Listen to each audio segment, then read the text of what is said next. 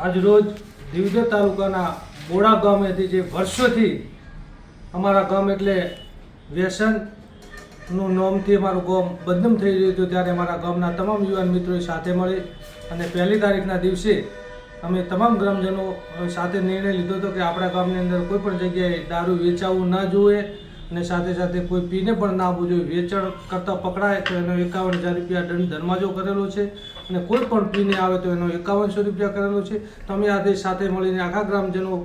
મિત્રો પીએસઆઈ સાહેબ પ્રજાપતિ સાહેબને મળી અને એમને પણ વિનંતી કરી કે અમારા ગામમાં જે બંધ દારૂ થયો છે એમાં પૂરેપૂરો સહકાર આપજો. સાહેબે પણ બાંહેધરી આપી છે તમારા ગામની અંદર ક્યાંય પણ જરૂર હોય તો પૂરેપૂરો અમે પોલીસ મિત્ર તરીકે પૂરો સહકાર આપશું અને કોઈ પણ જગ્યાએ જો દારૂ વેચાતું હશે તો અમને જાણ કરજો, તો અમે એનો સામે કાયદેસરની કાર્યવાહી કરીશું. સાથે સાથે પણ મારી વિનંતી છે કે જેમ બોડા ગામની અંદર વર્ષો પુરાની જો આ બદબૂ દૂર થઈ શકતી હોય તો આપણા ગામની અંદરથી પણ આવી બદબૂ દૂર થાય, તાલુકામાંથી બદબૂ દૂર થાય, એના માટે પણ તમામ આગેવાન મિત્રોને પણ વિનંતી કરું છું. સાથે સાથે જે ગામમાં જે અમારા બોડા ગામમાં જે